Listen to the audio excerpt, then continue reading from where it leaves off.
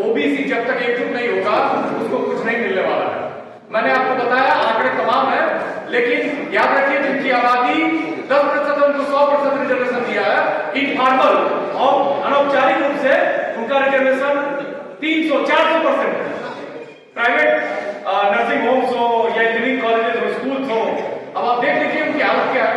वो पूरी मतलब इतना रिसोर्सेज पे काबिज है कि हम कहीं है ही नहीं। इसलिए मैं आपसे गुजारिश करता हूं कि केवल आप बहुत दूर से आए हैं, तेलंगाना से आए हैं, बहुत सारे साथी आंध्र प्रदेश से आए होंगे, इस एकता को, इस यूनिटी को, इस आवाज को बहुत दूर तक ले जाइए, अपने लोगों को जागरूक करिए। ये ध्यान रखिए कि हम लोग समता में विश्वास करने वाले लोग हैं।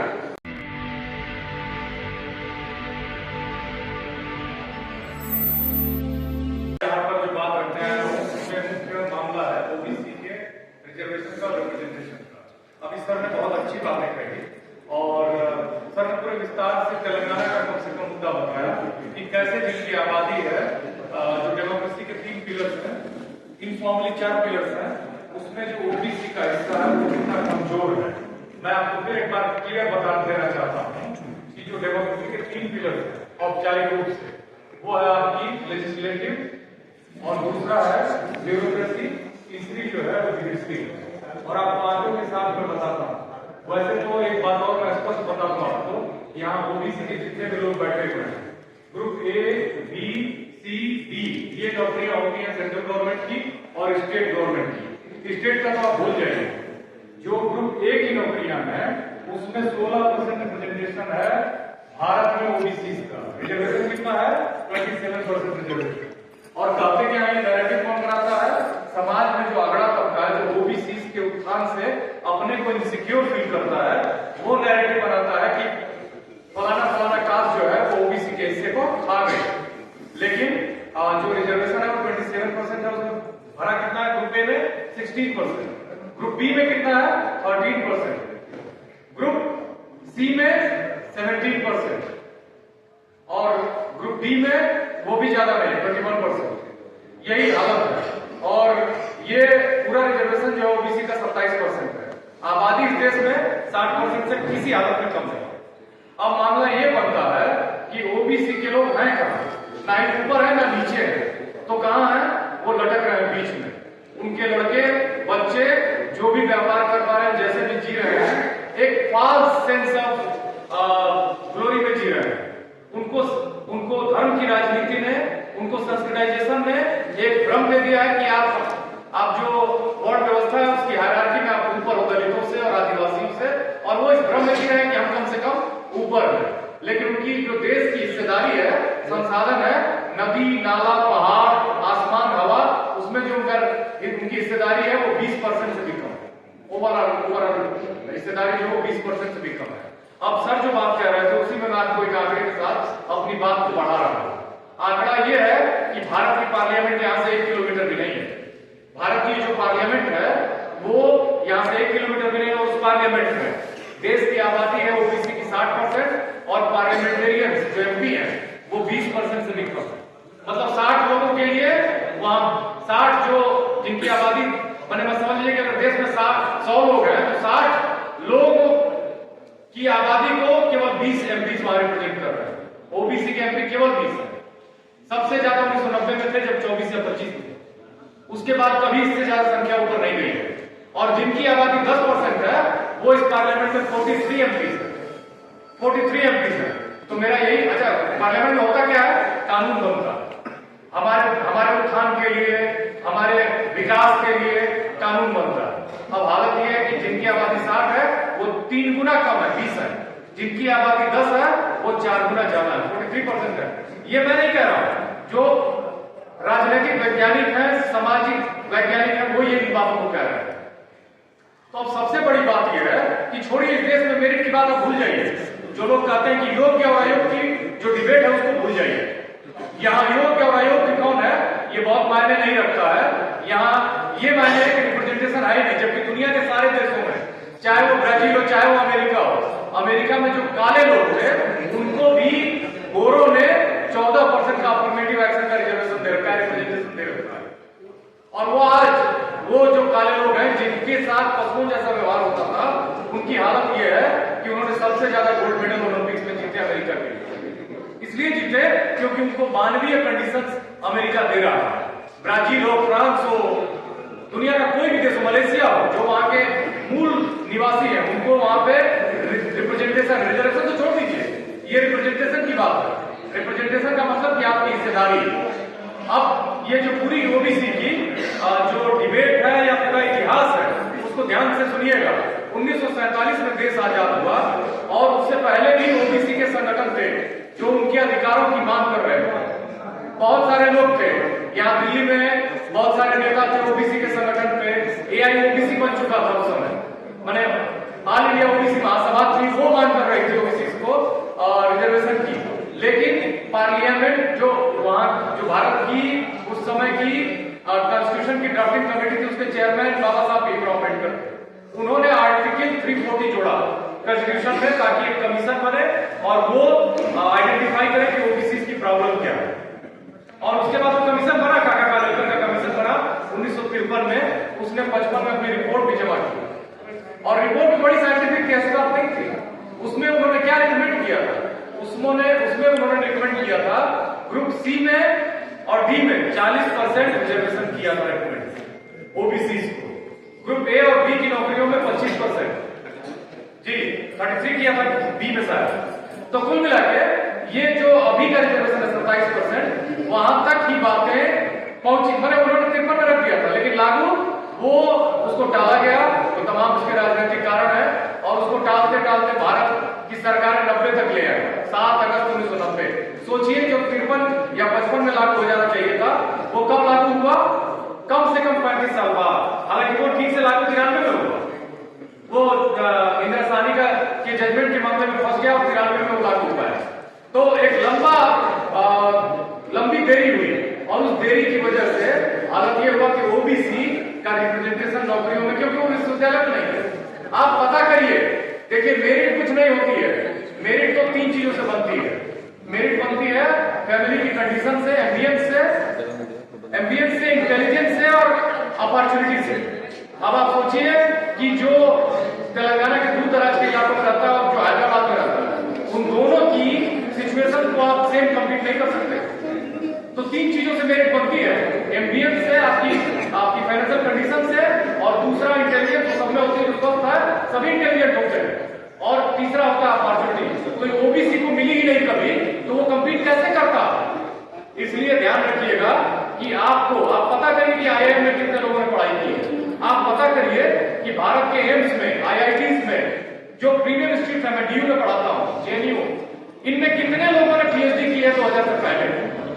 बहुत कम मिलेगा, बहुत कम, ऑलमोस्ट न के बराबर मिलेगा। तो इतना बड़ा समाज जो है वो करीब करीब भारत के मानचित्र से गायब है। चाहे नौकरियां हो, चाहे कल्चर हो। इनके लोग फिल्मों में क्यों नहीं है? इनके लोग स्पोर्ट्स में क्यों नहीं आ पाए? जितनी इनकी आबादी उतने लोग स्पोर्ट्स में है। भाई खेल में भी आपको पैसा चाहिए। क्रिकेट जैसे लग्जरी गेम में आपको लगातार पैसे का इन्वेस्टमेंट है। इन तबके के लोग नहीं कर सकते, नहीं खेल सकते, टेनिस नहीं खेल सकते। इसी का यही कारण है कि ये बहुत पीछे है। इसीलिए जो रिप्रेजेंटेशन का संघर्ष है, उस बात को आप समझिए। और रिप्रेजेंटेशन कैसे इंश्योर होगा? हम किसी की हकदारी नहीं करना चाहते, हम सभी के लिए न्याय के लिए खड़े हैं। लेकिन इस देश में आपको जान के आश्चर्य होगा, एकदम सही बात कह रहे थे हमारे सर जो अभी बोल के गए, इस देश में 10% भी आबादी नहीं है जो अपर कास्ट है, और उनको 10% का ईडब्ल्यूएस का रेवेन्यू मिला हुआ है, उनको रिप्रेजेंटेशन मिल गया है। अब आप सोचिए कि कितना कैसा स्टेट बन गया है।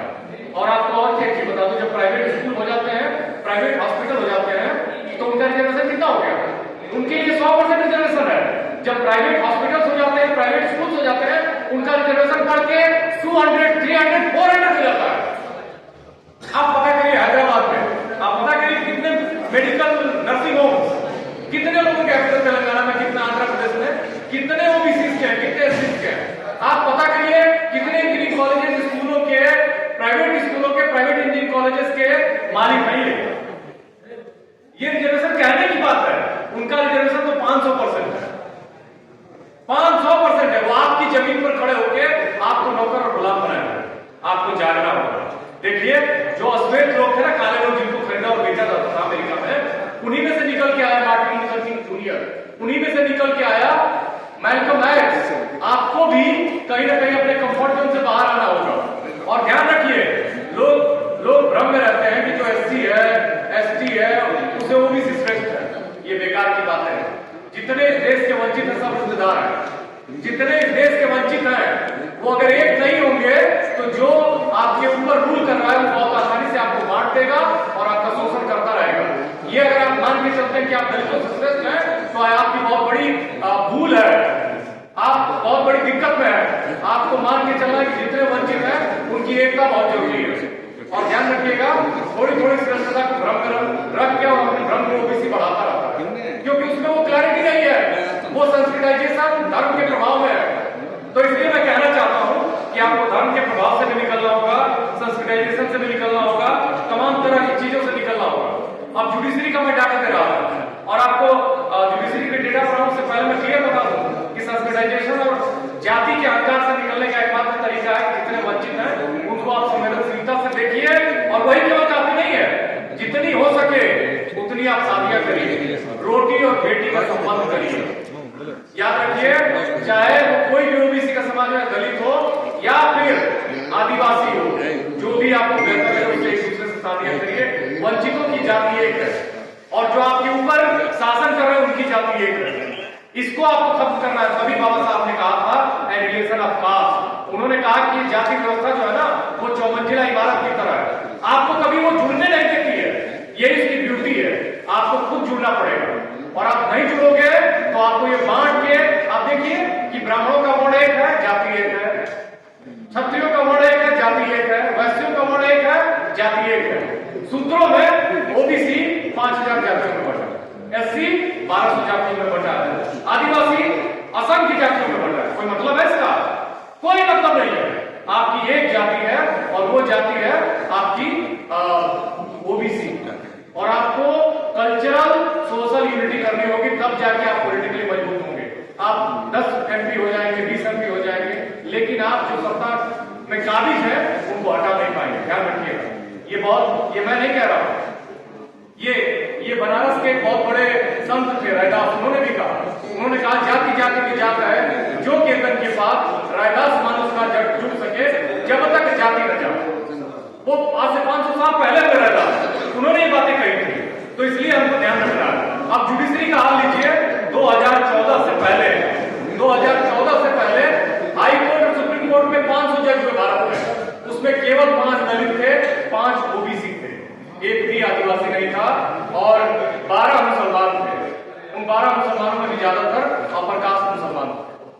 अब चीजें बदली है, वैसे 14 से 24 तक 10 सालों में बहुत ओबीसी की संख्या थोड़ी बढ़ी है, लेकिन कितनी बढ़ी है उसका एग्जैक्ट डेटा नहीं है। वैसे जुडिशरी में बहुत बड़ी समस्या कोलिजियम का है। तो ये सब मुद्दे हैं, लेकिन चौथी जो पिलर हम मानते हैं डेमोक्रेसी का, वो है पिलर आपका मीडिया। मीडिया में आप पता करिए कि जो मेन स्ट्रीम प्रिंट मीडिया है, चाहे वो ब्रॉडकास्ट मीडिया है, चाहे वो डिजिटल मीडिया है, उसमें आपके कितने लोग एडिटर हैं, जो भी स्टैब्लिश्ड न्यूज़पेपर है, चाहे हिंदी का है, चाहे अंग्रेजी का, चाहे तेलुगु का है, आप पता कर लीजिए उसका एडिटर कौन है। रॉबिन जेफरी बहुत बड़े विद्वान है, उन्होंने कहा कि भारत का जो मीडिया है उसमें 95% अपर कास्ट का कब्जा है, जिनकी आबादी बहुत कम है। जो 5% है वो 95% मीडिया हाउसेस पे काबिज है, जो 95% है वो 5% पे भी नहीं है। एक भी दलित एडिटर नहीं है, एक भी ओबीसी नहीं है। कोई भी इलेक्ट्रॉनिक मीडिया चैनल बड़े ले लीजिए, इंग्लिश या हिंदी या तेलुगु, एक दो हो सकते होंगे, लेकिन तमिलनाडु में एक दो है। ये हालत है कि डेमोक्रेसी के जो 4 पिलर है। मेरा कहने का मतलब ये है कि वो जो संघर्ष शुरू हुआ भारत में, तो सबसे पहले जो वंचितों की लड़ाई शुरू हुई है, संघर्ष शुरू हुआ है, उसको एक ओबीसी ने शुरू किया था, साहू जी महाराज ने 1902 में, जब उन्होंने अपने कोल्हापुर स्टेट में प्रतिनिधित्व दिया। और वही संघर्ष आगे बढ़ते हुए 1916 में तमिलनाडु में जस्टिस पार्टी ने किया।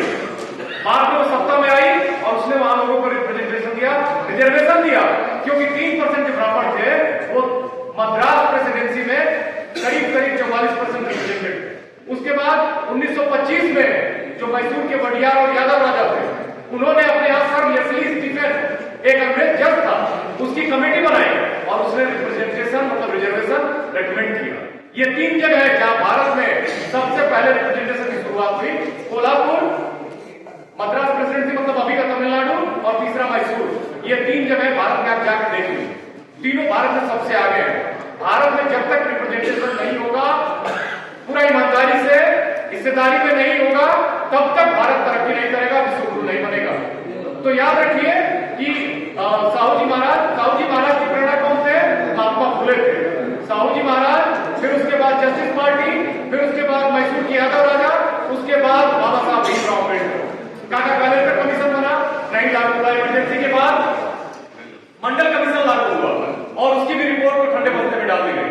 फाइनली वीपी सिंह ने 7 अगस्त 1990 को उसको लागू किया और जो रिपोर्ट है उसके लगने के बाद इंदिरा गांधी कोर्ट चली गई। ईडब्ल्यूएस का कब लागू हुआ? 2019 में। कोई कोर्ट नहीं गया, जो भी कोर्ट गया उसकी 2 साल बाद सुनवाई हुई। ये देखिए, ये जो बेईमानी है वो देखिए कि जब ओबीसी का रिजर्वेशन लगता है, इंदिरा गांधी चली जाती है, तुरंत स्टे लग जाता है। ईडब्ल्यूएस का रिजर्वेशन लागू होता है और तुरंत उसमें कोई सुनवाई नहीं होती है। सुनवाई कब होती है? 2 साल रिजर्वेशन के लग जाने के बाद। ये बताता है कि ओबीसी इस देश के कमतर नागरिक है। ये साफ साफ बताया जा रहा है कि वरीयता इस देश में किसको है? वरीयता उसको है जो पहले से ही प्रिविलेज्ड है। मैंने बताया, सही कहा सर ने, कि आपने जिनका एकेडमिक्स में भारत के विश्वविद्यालयों में 70%, भारत में ओबीसी एससी का 50% रिजर्वेशन लागू है और पहले से ही upper caste 75%। Vice chancellor 56 universities है, सेंट्रल की जो 56 यूनिवर्सिटीज है उसमें एक भी ओबीसी वाइस चांसलर नहीं।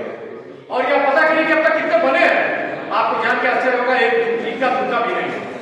ये सोचिए, देश आपका है, आपके जब वाइस चांसलर नहीं होंगे, प्रोफेसर नहीं होंगे, आपको कौन रिप्रेजेंट करेगा? ये सब चीजें हैं जो समझने की जरूरत है, क्योंकि भारत में ओबीसी एक बहुत बड़ी मार्जिनलाइजेशन का शिकार है। ओबीसी जब तक एकजुट नहीं होगा उसको कुछ नहीं मिलने वाला है। मैंने आपको बताया, आंकड़े तमाम है, लेकिन याद रखिए जिनकी आबादी 10% उनको 100% रिजर्वेशन दिया है। इनफॉर्मल और अनौपचारिक रूप से उनका रिजर्वेशन 300-400% है। प्राइवेट नर्सिंग होम्स हो या इंजीनियरिंग कॉलेजेस हो, स्कूल हो, अब आप देख लीजिए उनकी हालत क्या है। वो पूरी इतना रिसोर्सेज पे काबिज है कि हम कहीं है ही नहीं। इसलिए मैं आपसे गुजारिश करता हूं कि केवल आप बहुत दूर से आए हैं, तेलंगाना से आए हैं, बहुत सारे साथी आंध्र प्रदेश से आए होंगे, इस एकता को, इस यूनिटी को, इस आवाज को बहुत दूर तक ले जाइए, अपने लोगों को जागरूक करिए। ये ध्यान रखिए कि हम लोग समता में विश्वास करने वाले लोग हैं। हम महात्मा फुले, बाबा साहब भीमराव अम्बेडकर, बीपी मंडल के वंशज हैं। हम उनकी विचारधारा को मानने वाले लोग हैं।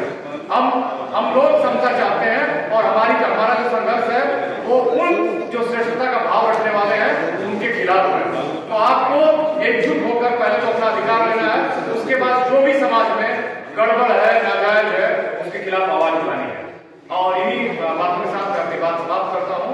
लेकिन याद रखिएगा, ओबीसी इस देश का सबसे वंचित तबका है। एससी कम्युनिटी को कम से कम उनके आबादी के अनुपात में रिप्रेजेंटेशन मिला हुआ है, एसटी को भी मिला हुआ है। ओबीसी कब जाएगा, ये वो सवाल है जिसको आपको हर ओबीसी आबादी से एक बार जरूर पूछना चाहिए और उसे कहना चाहिए कि आप इसका ईमानदारी से जवाब दीजिए। बहुत बहुत धन्यवाद। जय भीम, जय मंडल, जय मंडल। अगर आपको लगता है कि हमारा काम बहुजन समाज के लिए महत्वपूर्ण है, तो आप हमें आर्थिक सहयोग के लिए सीन दिखाए गए QR कोड स्कैन और फोन पे और गूगल पे और UPI और बैंक अकाउंट में कर सकते हैं। फोन पे, गूगल पे 9250529129, UPI 9250529129 bank account state bank of India AC 104299462008, IFSC code SBIN 00066563। आपका छोटा से छोटा सहयोग समाज और हमें और मजबूत करेगा, जिससे हमें बहुजन पत्रकारिता में और निष्पक्ष बनाने में मजबूत करेगा। जय भीम, जय भारत।